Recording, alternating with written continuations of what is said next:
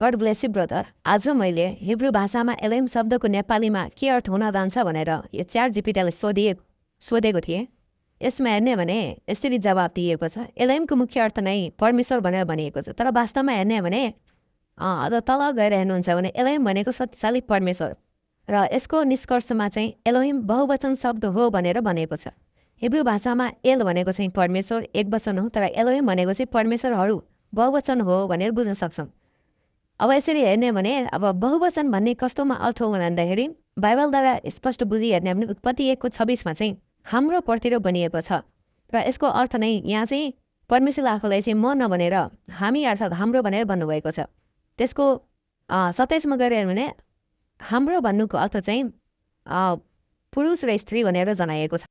यसरी हेर्ने भने पुरुष र स्त्री भनेको चाहिँ परमेश्वरले आफ्नै प्रतिरूपमा मानिसलाई सृष्टि गर्दाखेरि चाहिँ मानिस पुरुष र स्त्रीको स्वरूपमा सृष्टि भए।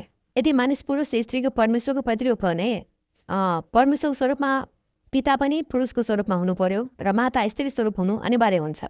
त्यसो भए माताको विषयमा बाइबलमा गलाती 4:26मा गएर हेर्नुहुन्छ भने तर माथिको यरुशलेम स्वतन्त्र जो उही हाम्रो आमा हो।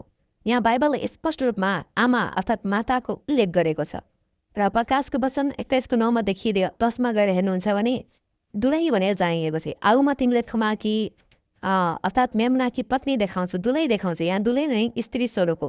यहाँ कुनै मानिस होइन कि स्वर्गीय यरुशलेम भनेर व्याख्या गरे। त्यो स्वर्गीय यरुशलेम भन्नु नै हाम्रा माता परमेश्वर हुनुहुन्छ। प्रकाशित 22:17मा पनि गएर हेर्नुहुन्छ भने आत्मा र दुलै भन्छन्।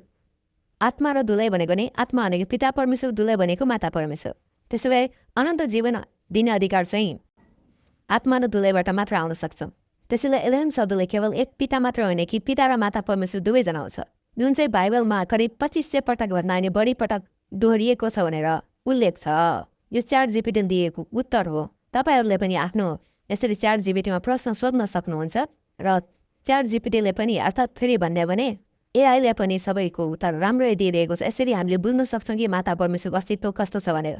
तर आजकल हेर्ने भने बाइबलविदहरू जसले चाहिँ आफूले चाहिँ गरी खाने भाँडो बनाएको छ, आफूले चाहिँ पास्टर भन्छन्, आफूले चाहिँ बाइबलको विषयमा धेरै विद्वान्सु भन्छ, तिनीहरूले सबै कुरा बुझे तापनि मान्न अस्वीकार गर्नु कारण चाहिँ पहिलो चाहिँ बाइबललाई विश्वास नगर्नु हो, अनि अर्को चाहिँ वास्तवमा परमेश्वरको स्वरूपलाई चाहिँ इन्कार गर्नु हो। परमेश्वर चाहिँ जुनसुकै स्वरूपमा जहाँ पनि देखा पर्न सक्नुहुन्छ, तर तिनीहरूले इन्कार गर्छन्। त्यसको एउटा मात्र उद्देश्य नै के हो, साधै कविदासा लिएर तिनीहरू जिरहेका छन् र परमेश्वर बाबामाले चाहिँ विश्वास गर्दैनन्। त्यसैले तिनीहरू चाहिँ यसरी परमेश्वरलाई इन्कार गरिरहेको छ र माताको विषयमा सुनाउँदाखेरि चाहिँ इन्कार गर्ने गरेका छन्।